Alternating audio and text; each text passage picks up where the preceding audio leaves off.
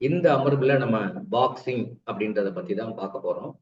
இது பார்க்கறதுக்கு முன்னாடி பாக்ஸிங்ல நம்ம முன்னாடி என்ன பார்த்திருக்கோம் அப்படின்னு பார்த்தோம்னா, பாக்ஸிங்கினுடைய வரலாறு, அதனுடைய ஹிஸ்டரியில எப்ப இன்டர்நேஷனல் ஃபெடரேஷன் தொடங்கப்பட்டது, எப்ப நேஷனல் ஃபெடரேஷன் இந்தியாவில் எப்ப தொடங்கப்பட்டது, ஒலிம்பிக்ல எப்படி இன்ட்ரோடியூஸ் ஆச்சு, இதனுடைய நேம் எப்படி கூப்பிடுறாங்க, இதனுடைய பர்பஸ் என்ன, எதற்காக இந்த கேம் பிளே பண்றாங்க, செல்ஃப் கான்பிடென்ட் டெவலப் பண்றதுக்காக. ஒன்ஸ் இதனுடைய அட்டாக் முக்கியமா இருந்தா கூட டிஃபென்ஸ் ரொம்ப முக்கியம் அப்படின்ற அடிப்படையில தான் இந்த கேம் வந்து உருவாக்கப்பட்டிருக்கு அப்படின்றத பத்தி உங்களுக்கு நான் ஏற்கனவே ஹிஸ்டரியில சொல்லியிருக்கேன். அதுக்கு பின்னாடி அதனுடைய ரிங் மெஷர்மெண்ட், அதே மாதிரி கேன்வாஸோட மெஷர்மெண்ட், அந்த ஃபர்ஸ்ட் ரோப்பினுடைய மெஷர்மெண்ட், செகண்ட் ரோப் எவ்வளவு ஹைட்ல இருந்திருக்கணும், தேர்ட் ரோப் எப்படி இருக்கணும், அந்த ரோப்பினுடைய திக்னஸ் எவ்வளவு அப்படின்னு பார்த்து மெஷர்மெண்ட் ஓரியன்டா பார்க்கணும். அடுத்து டைமிங் அப்படின்னு பார்க்கும்போது எலைட் அத்லெட், அதாவது elite athlete means men and women, international லெவல்ல உள்ள அத்லெட்ஸ், நேஷனல் லெவல்ல இருக்கக்கூடிய ஸ்டாண்டர்டைஸ்டு டோர்னமெண்ட், அதுக்கு வரக்கூடியவங்க எலைட் அத்லெட் நம்ம சொல்றோம். அதுல வந்து ஒரு ரவுண்ட் எவ்வளவு இருக்கணும், ஒவ்வொரு ரவுண்டுக்கு எவ்வளவு டைமிங், ஒவ்வொரு ரவுண்டுக்கு இடையில எவ்வளவு அந்த கேப், அதாவது ரெஸ்ட் பீரியட் எவ்வளவு நேரம் கொடுக்குறாங்க அப்படின்ற அடிப்படையில மென் அண்ட் விமன் பார்த்தோம். யூத் கேட்டகரி பார்த்தோம். அதுக்கு பின்னாடி பார்த்தோம் அப்படின்னா ஜூனியர் பாய்ஸ் அப்படின்றதுக்காக எவ்வளவு டைமிங் அப்படின்னு நம்ம பார்த்தோம். அதுல மென் விமனுக்கு வேரியேஷன்ஸ் பார்த்துருக்கோம். மோஸ்ட் ஆர் சிமிலர் தான், லேட்டஸ்டா அப்படிதான் ரூல்ஸ் சேஞ்ச் பண்ணிருக்காங்க அப்படின்றத பத்தி தெளிவாவே பார்த்தாச்சு. அதுக்கடுத்து பார்த்தோம் அப்படின்னா இன்னும் ஒரே ஒரு பார்ட், ரெண்டு பார்ட் முக்கியமா நம்ம பார்க்க வேண்டியது இருக்கு. எக்ஸாமினேஷன் பாயிண்ட்ல பார்த்தோம் அப்படின்னாலும் கூட இம்பார்ட்டன்ட் ரூல்ஸ் அண்ட் ரெகுலேஷன்ஸ் நம்மளுக்கு கண்டிப்பா தெரியும். எல்லா ரூலையும் நம்ம படிக்க முடியாது. பாக்ஸிங்ல போய் நான் எல்லா ரூலையும் படிக்கணுமா அப்படின்னா கண்டிப்பா தேவையில்லை. அதே மாதிரி ஸ்கில், பேசிக் ஸ்கில், அட்வான்ஸ் ஸ்கில் கண்டிப்பா படிச்சிருக்கோம். நான் பேசிக் ஸ்கில் என்னென்ன டேர்ம்ஸ் இருக்கு அப்படின்றத சொல்லிடுறேன். அதே மாதிரி அட்வான்ஸ் ஸ்கில் என்னென்ன டேர்ம்ஸ் இருக்கு அப்படின்ட்டு எது கொஸ்டின் நீங்க அந்த டேர்ம்ஸை மட்டும் நோட் பண்ணி வச்சுங்க, அதனுடைய அடிப்படையில் எக்ஸாம் படிங்க. சரியா? இப்ப என்ன பார்க்கிறோம் அப்படின்னா mastering the rules of international boxing. International boxing அசோசியேஷனுடைய ரூல் அப்படின்னு பார்க்கும்போது அதுல முக்கியமா என்ன ஃபர்ஸ்ட் ரூல் அப்படின்னா இதனுடைய ஸ்கோரிங் சிஸ்டம். எக்ஸாம்ல எப்பவுமே இந்த ஸ்கோரிங் சிஸ்டம் கண்டிப்பா கேட்கிறாங்க. இது எத்தனை பாயிண்ட், டை பிரேக் வரும்போது எப்படி பண்றோம் அப்படின்னு சொல்லி இங்க ஒரு டை பிரேக் இருக்கு, அதை எப்படி பிரேக் பண்றாங்கன்றத நம்ம இந்த ஸ்கோரிங் சிஸ்டத்தோட அதை நம்ம சேர்த்து பார்க்கணும். இப்ப ஸ்கோரிங் சிஸ்டம் அப்படின்னா 3 ரவுண்ட் இருக்குன்னு நம்ம படிச்சிருக்கோம். First round, second round, third round. Each round has 3 minutes. In between the interval 1 minute அப்படின்னு நம்ம சொல்லியிருக்கோம். அப்ப 10 பாயிண்ட் அப்படின்றத வச்சுதான் ஒரு ரவுண்டுக்கு 10 பாயிண்ட், செகண்ட் ரவுண்டுக்கு 10 பாயிண்ட், தேர்ட் ரவுண்டுக்கு 10 பாயிண்ட். ஸோ அவுட் ஆஃப் 30ல எவ்வளவு பாயிண்ட்ஸ் வந்து டோட்டலா ஸ்கோர் பண்ணியிருக்காங்க அப்படின்ற அடிப்படையில தான் இந்த கேம்ல ஸ்கோரிங் பண்றாங்க. ஆனா இதுல பண்ணக்கூடிய ஜட்ஜஸை பொறுத்தளவு அவங்களே சில முடிவுகள் எடுக்கலாம். இப்ப எக்ஸாம்பிள உதாரணத்துக்கு ஒரு பாக்ஸர் வந்து நல்லா ஸ்ட்ராங்கா இருக்கும், இன்னொரு பாக்ஸர் வெரி வீக்கா இருக்கும். அந்த மாதிரி இருக்கும்போது கண்டிப்பா அஸ் பர் ரூல்ஸ் படி வந்து 3 ரவுண்ட் நடத்தணும் தேவை கிடையாது.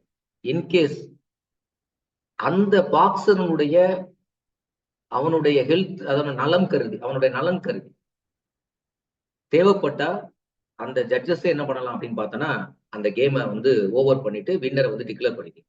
ஸோ அந்த மாதிரி வரும்போது ஏன்னா ஒருத்தன் வீக்கா இருக்கான், ஒருத்தன் ஸ்ட்ராங்கா இருக்கும், அப்ப அவனுக்கு சேவ் கிடையாது. அப்ப சேவ் பண்றதுக்காக கேமை முடிக்கலாம், 3 ரவுண்ட் நடத்தணுன்றது தேவை கிடையாது. அப்போ ஒவ்வொரு ரவுண்டுக்கு எத்தனை பாயிண்ட் சிஸ்டம் அப்படின்னு கேட்டாங்கன்னா 10 பாயிண்ட் கொடுக்குறாங்க. இந்த பாயிண்ட் எப்படி கொடுக்குறாங்க? 10 பாயிண்ட் சிஸ்டம் அப்படின்றது இவங்களுக்கு வந்து 10 பாயிண்ட் கண்டிப்பா கொடுப்பாங்க. ஒரு ரவுண்டுக்கு 10 பாயிண்ட். அப்ப டோட்டல் வந்து 30 பாயிண்ட் பெர் பவுட்.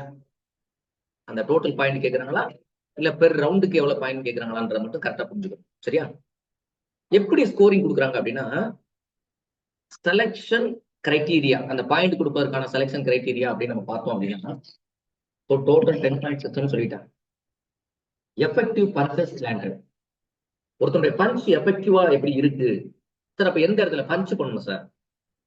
மெயினா வந்து பாக்ஸஸ் வந்து 2 இடத்துல தான் பஞ்ச் பண்ணணும். பாக்ஸிங்லேயே வந்து கிக் பாக்ஸிங் இருக்கு, அதே மாதிரி வந்து நிறைய வெரைட்டிஸ் இருக்கு. நீங்க HFL நிறைய வெரைட்டிஸ் பார்ப்பீங்க. ஆனா நம்ம பார்க்கறது வந்து நம்ம ஹேண்ட்ல பண்ணக்கூடிய பஞ்சஸ் தான். ஹேண்ட்ல மொத்தம் 6 பஞ்ச் இருக்கு. அது என்ன பஞ்சுன்ற ஸ்கில் நான் சொல்ல போச்சோம். அப்பர் கட் எப்படி இருக்கும், அதே மாதிரி வந்து லோயர் கட் எப்படி இருக்கு, ரைட் சைடு லெஃப்ட் சைடு, அந்த மாதிரி சில பஞ்சஸ் இருக்குது. அதுதான் மெயின் அஃபென்சிவ் ஸ்கில் அப்படின்னு பார்த்தோம்னா பஞ்சஸ் தான். மொத்தம் மேஜரா 6 பஞ்ச் இருக்கு. அட்வான்ஸ் ஸ்கில் நான் சொல்லாம சொல்றேன். அதுக்கு பின்னாடி அவங்களுடைய ஸ்டான்ஸ் அதெல்லாம் அதுல வரும். அப்ப எஃபெக்டிவ் பஞ்ச் அப்படின்றது எந்த இடத்துல அவங்க ஆக்சுவலா பண்ணலாம்னா ஃபேஸ்ல பண்ணலாம், ஃபேஸோட இந்த சைட்ல பண்ணலாம், அப்புறம் டார்சோல பண்ணலாம். ஆனா கண்டிப்பா பெல்ட்டுக்கு கீழே பண்ணக்கூடாது. பெல்ட்டுக்கு கீழே பண்ணாவோ இல்ல பின் சைட்ல போய் அடிக்கிறானாவோ அது வந்து டேஞ்சரஸ் பிளே, கம்ப்ளீட் அவன் வந்து டிஸ்குவாலிஃபை ஆகுறதுக்கு வாய்ப்பு. நல்லா புரிஞ்சுக்குங்க. முன்னாடி அடிக்கலாம், சைட்ல அடிக்கலாம், பேஸ்ல முன்னாடி அடிக்கலாம், இது டார்சோ விஷயம்ல அடிக்கலாம், டார்சோ வரைக்கும் அடிக்கலாம். பெல்ட்டுக்கு கீழே அடிக்கவே கூடாது, ஏன்னா அது உயிர் நாடி. பெல்ட்டுக்கு கீழே அடிக்க கூடாது. அப்படி அடிச்சா அப்படின்னா அவன் வந்து டிஸ்குவாலிஃபை ஆகும். அது வந்து அக்செப்டடே கிடையாது. அதே மாதிரிக்கே back side of the head அடிச்சா உடனே நிப்பாட்டி டைரக்டா டிஸ்குவாலிஃபை பண்ணும். அந்த மாதிரிக்கே இருக்கு ஸ்கோரிங். அப்ப எஃபெக்டிவ் பஞ்ச் எப்படி பண்றான் அப்படின்றத வச்சுதான் ஸ்கோரிங் பண்றாங்க. தென் ரிங்கினுடைய ஜெனரல்ஷிப், ரிங்கினுடைய ஜெனரல்ஷிப்னா அதுல வந்து ஆக்சுவலா அந்த ரிங்ல வந்து எப்படி வந்து அவன் டாமினேட் பண்றான், அந்த ரிங்கை வந்து எப்படி அவனுடைய இதுல வந்து டாமினேஷன் இருக்கு அப்படின்றது, எந்த யாருடைய டாமினேஷன் இருக்கு, அதிகமா யாருடைய பெர்ஃபார்மன்ஸ் இருக்குது, அது ஒண்ணு. தென் டிஃபென்ஸ், அதே மாதிரி ஸ்கோரிங் கிரைட்டீரியால எப்படி ஒருத்தன் அவன் பாக்ஸர் பண்ணா கூட இவன் டிஃபென்ஸ் எப்படி பண்றான், இவன் வந்து எஃபெக்டிவா பஞ்ச் பண்றது மட்டும் கிடையாது. ஸோ அதே சேம் பாக்ஸருக்கு ரெண்டுமே வேணும், அஃபென்சிவ் ஸ்கில் வேணும், டிஃபென்சிவ் ஸ்கில் வேணும். அப்ப அவன் எவ்வளவுக்கு அவன் ஆப்போனன்ட் கொடுக்கக்கூடிய பஞ்சஸ் அவன் எப்படி ப்ரிவென்ட் பண்றான், அது ஒண்ணு. அடுத்து ஓவரால் டாமினன்ஸ் எவ்வளவு இருக்கு, யாரு ஓவரால் டாமினேட் பண்ணும் அப்படின்னு வச்சு இந்த நாலேஜ் கிரைட்டீரியா பேஸ் பண்ணி தான் என்ன கொடுப்பாங்க அப்படின்னா இந்த 10 பாயிண்ட் கொடுப்பாங்க. ஆனா இந்த ஜட்ஜஸை பொறுத்தளவு ஜட்ஜஸ்னுடைய ரோல் அப்படின்னு பார்க்கும்போது இந்த பாயிண்ட் சிஸ்டத்துல பார்த்தோம் அப்படின்னா judge score each round awarding the 10 point to the boxer who demonstrate the superior skill. superior skill நம்ம ஆபீஸ்ல சுப்பீரியர் யாரு, மாவட்டத்துல கலெக்டர் தான் சுப்பீரியர், எஜுகேஷன்ல வந்து ஜிஓ தான் சுப்பீரியர், அந்த எஜுகேஷன் டிஸ்ட்ரிக்ட்ல டிஓ சுப்பீரியர். அப்ப superior and control over the opponent. 2 point. இந்த 10 பாயிண்ட் எப்படி கொடுக்குறாங்க அப்படின்னா ஸ்கில் அவன்கிட்ட எப்படி இருக்கு, சுப்பீரியர் அஃபென்சிவ் ஸ்கில் எப்படி இருக்கு, டிஃபென்சிவ் ஸ்கில் இருக்கு, அவனோட பஞ்சஸ் எப்படி பண்றான் அப்படின்றது ஒண்ணு. Then next control over the opponent, எப்படி அவன்கிட்ட வந்து ஆப்போனன்ட்டை கண்ட்ரோல் பண்றான், எப்படி இவன் ப்ரிவென்ட் பண்றான், ஆப்போனன்ட் எப்படி இவனுடைய கட்டுப்பாட்டில் வச்சு கண்ட்ரோல் பண்றான் அப்படின்ற அடிப்படையில் இந்த பாயிண்ட் சிஸ்டம் இருக்கு. சரியா, ரைட். தென் நெக்ஸ்ட் பஞ்சஸ் அப்படின்னு சொல்லும்போது இல்லீகல் பஞ்சஸ்ன்னு ஒண்ணு இருக்கு. இல்லீகல் பஞ்சஸ் பண்ணவே பண்ணக்கூடாது, அந்த ஏரியால பண்ணவே கூடாது, இல்லீகல். அது இல்லீகல்னு சொல்லலாம் அல்லது பவுல்னு சொல்லலாம். லீகல் பஞ்ச் இருக்கு. லீகல் பஞ்ச் அப்படின்னா சட்டப்படி பாக்ஸிங்கினுடைய விதிமுறைப்படி பார்த்தோம் அப்படின்னா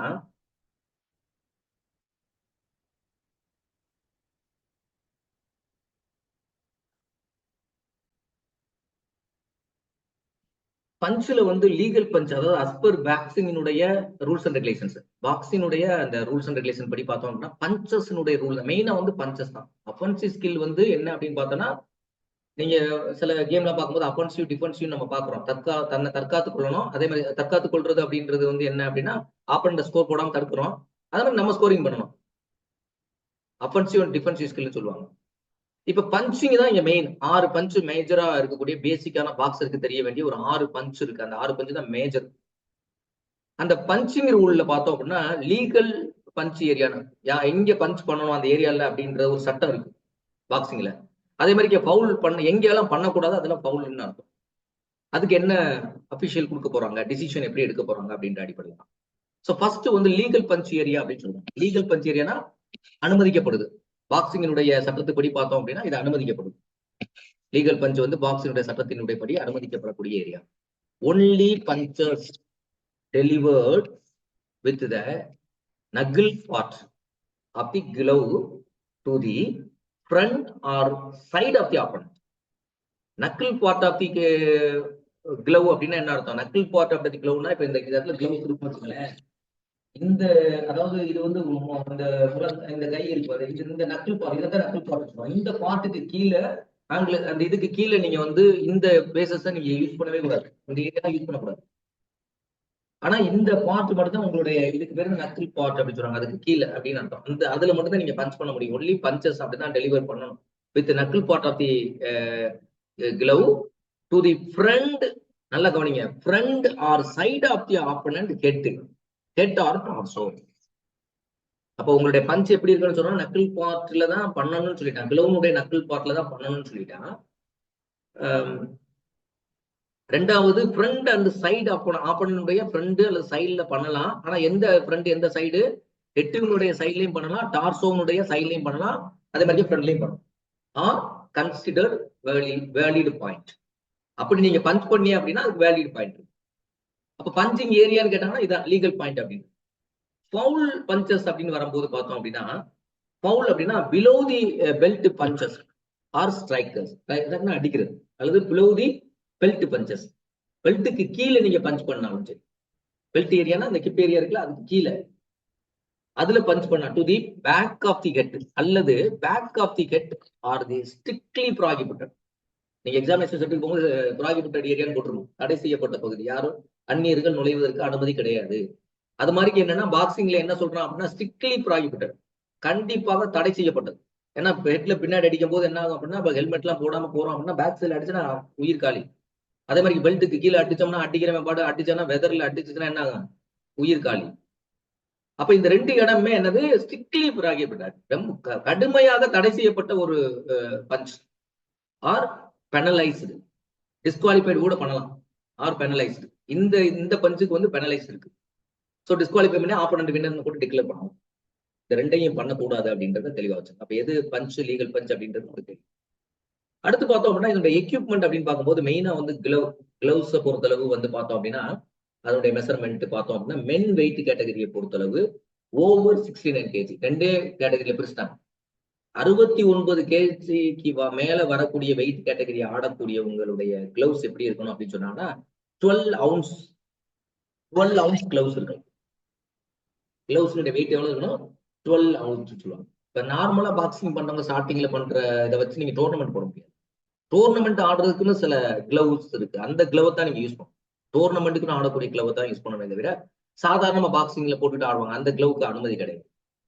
so women weight category and lower weight for the men, அதாவது 69க்கு மேல வரக்கூடிய வெயிட் கேட்டகரி எல்லாருமே 12 ounce கிளவை யூஸ் பண்ணுவோம். அதே மாதிரி வந்து 69க்கு கீழே இருக்கக்கூடிய மென் கேட்டகரியும் சரி, விமன்ல இருக்கக்கூடிய எல்லா கேட்டகரிக்காரங்களும் சரி, அவங்க வந்து என்ன கிளவ் யூஸ் பண்ணலாம் அப்படின்னா அந்த கிளவுடைய வெயிட் எவ்வளவு இருக்கலாம், 10 ounce gloves, 10 ounce plus gloves வந்து அவங்க யூஸ் பண்ணணும். அடுத்து கெட் கியர் அப்படின்றது வந்து தலைக்கவசம். தலைக்கவசம் பொறுத்தளவு வந்து இந்த இடத்துல ரூல்ல not use in senior elite men competitor அப்படின்னு கிடையாது. So mandatory for the women youth junior, mandatory கண்டிப்பா நீங்க வந்து விமனா இருந்தாலும் யூத்தா இருந்தாலும் சரி ஜூனியர்ஸா இருந்தாலும் இந்த கேட்டகரியில் இருக்கவங்க கண்டிப்பா நீங்க என்ன பண்ணணும், கண்டிப்பா ஹெட் வியர்ஸ் இருக்கணும். ஹெட் வியர்ஸ் வந்து கண்டிப்பா அனுமதிச்சிருக்கும். அது இது பண்ணி தான் நீங்க பிளே பண்ணணும். அதே மாதிரி மஸ்ட் வந்து பிளேயர்ஸ் வந்து சேவ் பண்ணிருக்கணும், கம்ப்ளீட்டா சேவ் பண்ணிருக்கணும். கையிலயோ இதுலயோ எந்த ரிங் இன்க்ளூடிங் தி அபிஷியல் கூட அந்த ரிங் இருக்கக்கூடாது. ஒரு அபிஷியல் பண்றவர் வந்து இவர் பஞ்ச் பண்ண போது அவர் போய் தடுத்துன்னு சொல்லிட்டு இவர் அடிச்சாரு, இவருக்கு என்ன ஆகும், கையில் ஒரு வளையல் போட்டுருக்காரு, வளையல் மாதிரி ரிங்கு போட்டுருக்காங்க, என்ன ஆகும், அது வந்து டேஞ்சரஸ். அவங்க என்ன பண்ணணும், அபிஷியலை பொறுத்தளவு வந்து ரிங்கு போட்டிருக்காங்க, கையில வந்து ஏதாவது வளையம் போட்டிருக்காங்க அப்படின்னா, இல்ல கழுத்துல செயின் போட்டிருக்காங்க அப்படி ஏதோ ஒன்று இருக்கு அப்படின்னா அவங்க ரிமூவ் பண்ணி மேல போறதுக்கு முன்னாடி அந்த அபிஷியல் டேபிள்ஸ் நம்ம பார்த்தோம்ல, அந்த எந்த இடத்துல இருந்து மேட்ச் பண்றான்னு சொல்லிட்டு பார்த்தோம் பாருங்க, அந்த இடத்துல வந்து கரெக்டா பிளேஸ்மெண்ட் பண்ணி வச்சுட்டு போகணும். அவங்க வச்சுட்டு போய் திருப்பி மேட்ச் முடிச்சுட்டு வந்தா எடுத்துக்கணும். ஸோ அதே மாதிரி mandatory for women youth and junior கேட்டகரியை பொறுத்தவரை கம்பல்சரியா இது வந்து ஹெட் வியர்ஸ் வந்து யூஸ் பண்ணி தான் ஆகும்.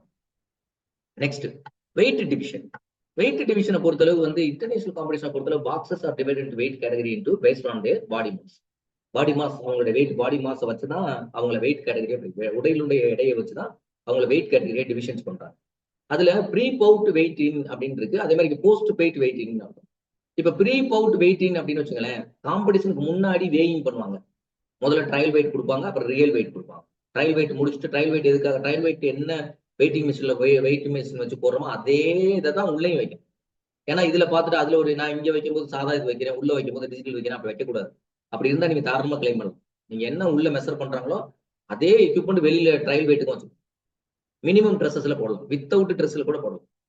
ஆனா கண்டிப்பா வந்து இன்சைடு தி ரூம்ல தான் போடணும். ஏன்னா வித்தவுட் ட்ரெஸ் மினிமம் ட்ரெஸ் சொல்லுவாங்க, மினிமம் ட்ரெஸ்லயும் போடலாம் வெயிட். ஏன்னா அவனுக்கு வந்து ஒரு சாதாரணமா ஈவன் இன்னர் வேர்ஸ் யூஸ் பண்ணிருக்கான், அது கூட வெயிட் கூடுன்னு நினைச்சான்னா அதை கூட ரிமூவ் பண்ணிட்டு மேல நிக்கிறேன், நாக்கடா கூட நிக்கலாம் மேல வெயிட்ல. ஏன்னா வெயிட் வெயிட் வந்து அந்த குறிப்பிட்ட கிராம் கூடுச்சுன்னா முடிஞ்ச வெயிட் லாஸ். சரியா, ரைட். அப்ப ப்ரீ பவுட் அப்படின்றது வேற ஒண்ணு கிடையாது. Boxers must weigh in before the fight to ensure that meet the designated weight category. அவன் டெசிக்னேட் எந்த வெயிட் கேட்டகரியில அவன் வரானோ அந்த வெயிட் கேட்டகரியில இருக்கானா அப்படின்ற வேயிங் பண்ணி தான் அவங்க மெஷர்மெண்ட் கொடுப்பாங்க. போஸ்ட் பவுட் வெயிட்னா boxes weighted again after the fight to confirm the complaints. அதாவது வந்து வெயிட் முடிஞ்ச பிறகு போஸ்ட் வெயிட் பவுட்னு ஒண்ணு இருக்கு. இப்ப நம்ம நார்மலா நடத்தக்கூடிய ஜோனல் இதெல்லாம் வெயிட் போறதுக்கு முன்னாடி சாப்பிட மாட்டேன், அப்புறம் வெளில ரொம்ப சாப்பிட்டு வந்து வெயிட் போட்டு கேட்டகரி குவாலிஃபை பண்ணிட்டு நம்ம ஜெயிச்சுட்டு போயிடுவான். ஆனா அதுக்கு பின்னாடி ஆஃப்டர் வெயிட்டை கெயின் பண்றதுக்கு வாய்ப்பு இருக்குல்ல. அப்ப முடிஞ்ச பிறகு வெயிட் கேட்டகரி மாதிரி பண்ணக்கூடியது இன்டர்நேஷனல் லெவல்ல வச்சிருக்காங்க அப்படின்ற மாதிரி சொல்லியிருக்காங்க. நெக்ஸ்ட் பார்த்தோம் அப்படின்னா இதை பத்தி நம்ம டீடைல்ஸா வந்து போன அமர்வுல நம்ம பார்த்துட்டோம். அதாவது நம்ம கொஸ்டின் எப்படி கேட்பாங்க அப்படின்றத நான் கிளாஸ் நடத்தும் போதே உங்களுக்கு போன கிளாஸ் அமர்வுல நான் சொல்லியிருக்கிறதுனால இந்த கிளாஸஸ் பொறுத்தவரை நான் சொல்லல. இது வந்து என்ன அப்படின்னா ஆடிபிடி என்று சொல்லக்கூடிய தமிழ்நாடு கவர்மெண்ட்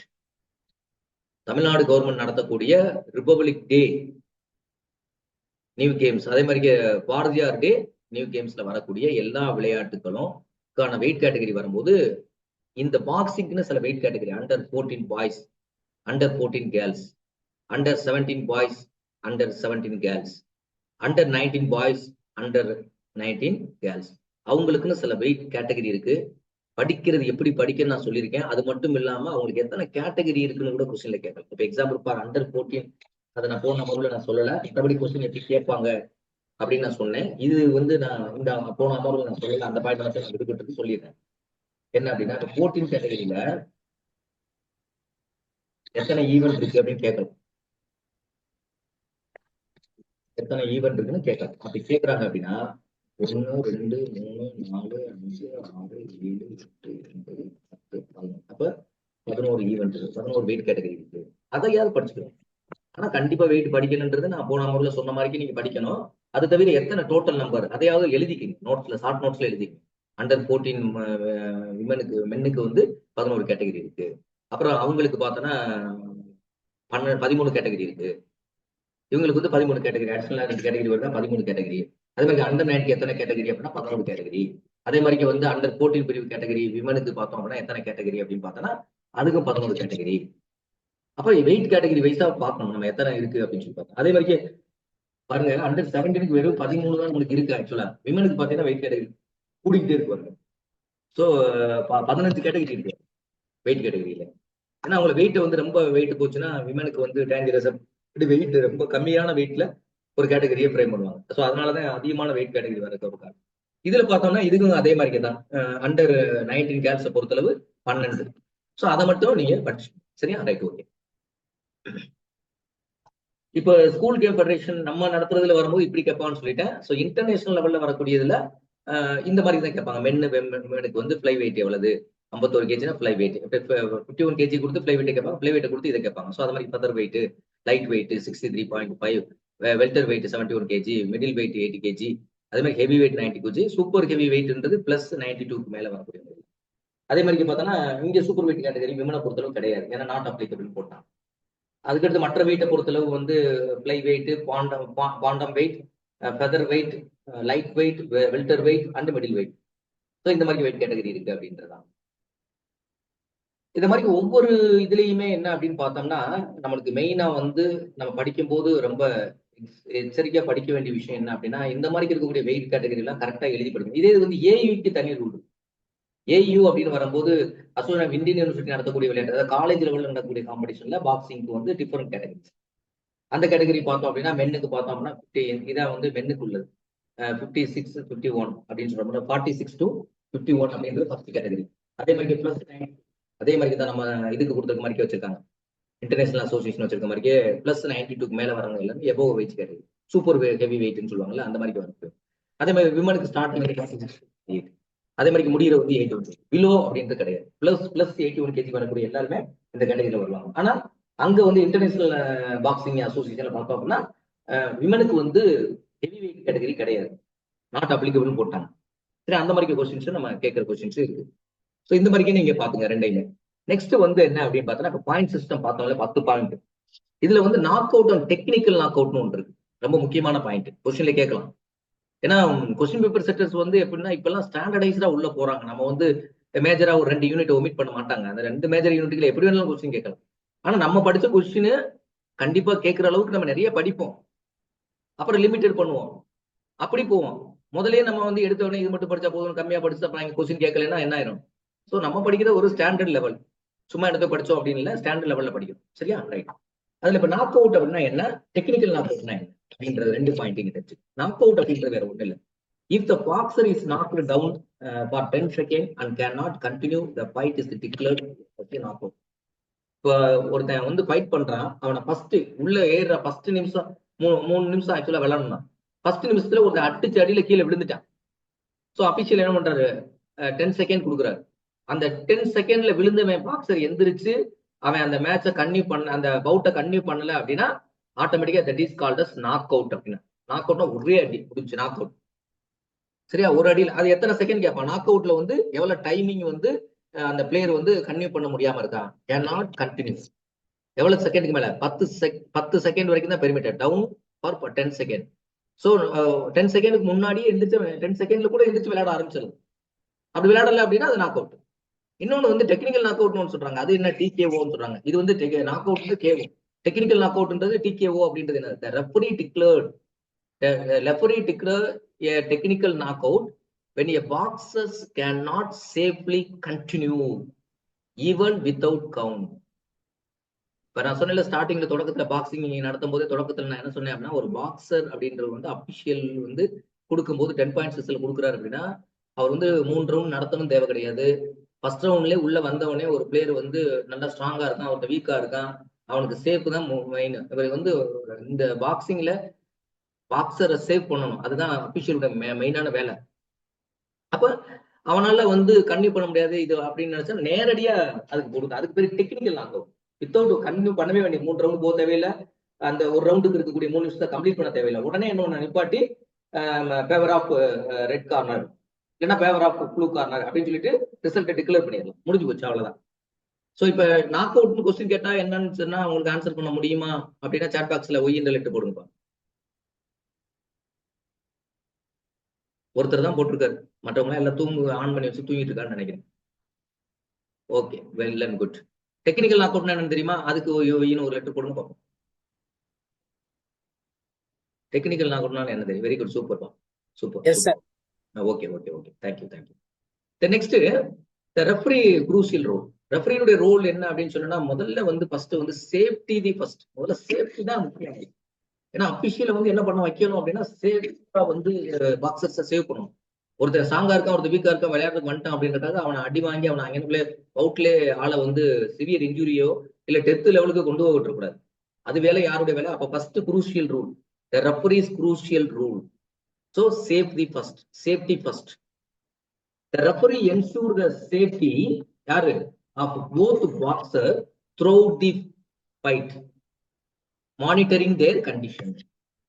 அந்த பவுட் முடிகிற வரைக்கும், அந்த ஃபைட் முடிகிற வரைக்கும் த்ரூ அவுட் வந்து பாக்ஸ் சேஃபா வந்து ரெஃபரி வந்து அவரை என்ஷூர் பண்ணணும், சேஃபா இருக்காங்களா அப்படின்ற கண்டிஷன்ஸை அவர் வந்து மானிட்டரிங் பண்ணிட்டே இருக்கணும், பார்வையில இது அவருடைய கவனத்தில் வச்சுட்டே இருக்கணும். The next authority to stop. Suppose his play or her play is very dangerous to the opponent boxer. So automatically to take a decision, this authority to take a decision as per the International Boxing Association official to decide, like technical knockout market. So in that, the referee has power to stop the fight if it deems necessary for boxers well-being. பாக்ஸருடைய நலன் கருதி, வெல்பீயிங்னா என்னது, நலன் கருதி, அவருடைய நலன் கருதி அவர் நிப்பாட்டலாம். அப்படி நிப்பாட்டுற அந்த ரெண்டு தான் உங்களுக்கு குரூஷியல் ரூல் ஃபார் அபிஷியல் ரெஃபரிக்கு. Safety first, then second authority to stop if the dangerous is during the fight. ரெண்டு கண்டிஷன். அதை நம்ம டெக்னிக்கல் நாக் அவுட் நீங்க சொல்றோம், சரியா? ரைட். நெக்ஸ்ட் டை பிரேக் அப்படின்னு ஒன்று இருக்கு, இன்னொன்று மெடிக்கல் சஸ்பென்ஷன் ஒன்று இருக்கு. மெடிக்கல் சஸ்பென்ஷன்னா என்ன அப்படின்னு பார்த்தோம்னா, அதாவது மருத்துவ ரீதியாக அவங்களை தடை செய்ய வச்சிருக்கு. எப்படின்னா இப்ப எக்ஸாம்பிள் பார்த்தோம்னா ஒருத்தர் இன்ஜூரியில இருக்கிறாரு, சிவியர் இன்ஜுரி ஆயிடுச்சு. சிவியரா இன்ஜூரியா இருக்கக்கூடிய ஒரு பாக்ஸருக்கு குறிப்பிட்ட நாள் வந்து அவருக்கு வந்து மெடிக்கல் சஸ்பென்ஷன், அவர் வந்து கேம் அந்த பாக்ஸிங்ல வந்து அவர் பிளே பண்ண முடியாது. அதைத்தான் வந்து மெடிக்கல் சஸ்பென்ஷன் சொல்றாங்க. யாருக்கு கொடுக்குறாங்க? சிவியர் இன்ஜுரி இருக்க முடியும். அதையும் இவங்க வந்து என்ஷூர் பண்ணிட்டு தான் அவங்க காம்படிஷன் உள்ள இன்க்ளூட் பண்ண முடியும். என்ன சொல்றாங்க? மெடிக்கல் சஸ்பென்ஷன் அப்படின்றது பாக்ஸர் சஃபரிங் எ நாக் அவுட். நாக் அவுட்னா என்ன சொன்னா, 10 செகண்ட் ஒரே அடியில விழுந்துட்டான், கீழே கிடக்குறான், 10 செகண்டுக்கு மேல அவனால கன்டினியூ பண்ண முடியல, 10 செகண்ட் முடிஞ்சிச்சு, அவனால மேட்சை கன்டினியூ பண்ண முடியல, அதுக்கு பேர் நாக் அவுட்னு சொல்லி வச்சு. அந்த நாக் அவுட்ல severe injury may be medically suspended for a specified duration to ensure the recovery. எதுக்காக அவங்க மெடிக்கல் சஸ்பென்ஷன் கொடுக்குறாங்க? To ensure the recovery of the boxer. அந்த பாக்ஸருடைய இதை வந்து என்ஷூர் பண்றதுக்காக நம்மளுக்கு ரெக்கவரி பீரியட்ஸ், சரியா? ஸோ அப்போ வந்து மெடிக்கல் சஸ்பென்ஷன் என்ன? தென் நெக்ஸ்ட் டை பிரேக் அப்படின்னு வரும்போது டை பிரேக் அப்படின்னா in case of a draw, ரெண்டு பேருமே ஈக்குவல் பாயிண்ட் அப்படின்னு வரக்கூடிய ட்ரா அப்படின்னு வச்சுங்களேன். இப்ப இவர் மொத்தம் டோட்டல் 30 பாயிண்ட் ஒரு ஒரு பவுட்டுக்கு 30 பாயிண்ட்ல இவரும் 29 அவரும் 29 பாயிண்ட் இருக்காருன்னு வச்சுங்களேன். ஏன்னா அந்த பஞ்சஸ் கொடுக்கறத வச்சுதான் அவங்க பாயிண்ட் கொடுப்பாங்க. So in case of draw, the judges' decisions and evaluation of performance criteria determine the winners. So இப்ப ரெண்டு பேரும் 29 பாயிண்ட் எடுத்தாலும் கூட ஒரு பாக்ஸர் வந்து நம்ம நல்லா எஃபெக்டிவா இருக்காரு, எஃபிஷியன்டா இருக்காரு, அதனால இவருக்கு இதை வந்து நம்ம வின்னரை டிக்ளேர் பண்ணலாம் அப்படின்னு சொல்லி ரெஃபரி டிசிஷன் எடுத்து அதை டிக்ளேரும் பண்ணலாம். அதுக்கு அவருக்கு அனுமதி உண்டு. அதனால நம்ம போய் கிளைம் பண்ணக்கூடாது. ஒருவேளை அப்படி பண்ணும்போது ஆனா ரீசன் கேட்கலாம், ஏன் கொடுக்குறிய அப்படின்னு சொல்லி கேட்கலாம். ஆனா இவன் எஃபெக்டிவ் அப்படின்னு சொல்லிட்டு நான் கூட ஒரு இது நீங்க இந்த மான் கராத்தே எல்லாம் பார்க்கும்போது பார்த்துருப்பேன். அதுல பாக்ஸிங் பண்ணுவாங்க இல்ல, அது மாதிரி தான் பார்த்தா நேற்று ஒருத்தன் பாக்ஸிங் பண்றான் ஒரு காலேஜ்ல இருந்து வந்து, அவன் கையில பாக்ஸிங் பண்றோட கபடி ஆடுறான் உள்ள இருந்துட்டு கை இந்த பிதுக்கும்ல. என்னமோ ஒரு பாட்டு கூட பாடினேன், நான் வந்தேன்டா கபடி ஆட வந்தேன் அப்படின்னு சொன்ன மாதிரிக்க அவன் பார்த்தா இப்படி கையை இது பண்றான், காலை இப்படி பார்த்தா அவன் பார்த்தா ஒரு கபடி பிளேயர் மாதிரிக்கே தான் தெரியுது எனக்கு பார்த்தா. அவனுக்கு இங்கிட்டு குத்துறான், அங்கிட்டு குத்துறான், இங்கிட்டு சைட்ல அங்கிட்டு பண்றான் அப்படின்னு அதை இப்படிலாம் பண்ணக்கூடாதுன்றது தெரியும். ஆனா பண்ண போது தெரியுது ஸ்டைலு. ஸோ அந்த மாதிரிக்கு தான் சரி. அதனால வந்து டை பிரேக் வந்து அந்த மாதிரி உள்ள பிளேயருக்கு ஒன்றும் அவங்களுக்கு கொடுக்கணும், பாயிண்ட் கொடுக்கணும் தேவை கிடையாது. ஸோ இதுதான் வந்து tie breaking system and medical suspension அப்படின்னு நம்ம சொல்றோம். ஸோ இந்த அமர்வுல நம்ம என்ன பார்த்துருக்கோம் அப்படின்னா மெயினா வந்து important rules in boxing examination பாயிண்ட்லயும் சரி. So in case of game நாங்க இம்ப்ரூவ் பாக்ஸஸ் இருக்கு, கேம் இம்ப்ரூவ் பண்றோம் அப்படின்னா இந்த பாயிண்ட்ஸ் எல்லாம் மனசுல வச்சுட்டு நீங்க போய் அந்த கேமை பத்தி தெரிஞ்சுட்டு ஒரு பாக்ஸிங் உங்களுக்கு வர்றாங்க அவங்க கூட்டு போய் அப்படின்னா அந்த அடிப்படையில் நீங்க பாக்ஸிங்க்கு கூட்டிட்டு போகணும். அதுக்காகவும் இந்த ரூலை நீங்க தெரிஞ்சுக்கணும். ஓகே.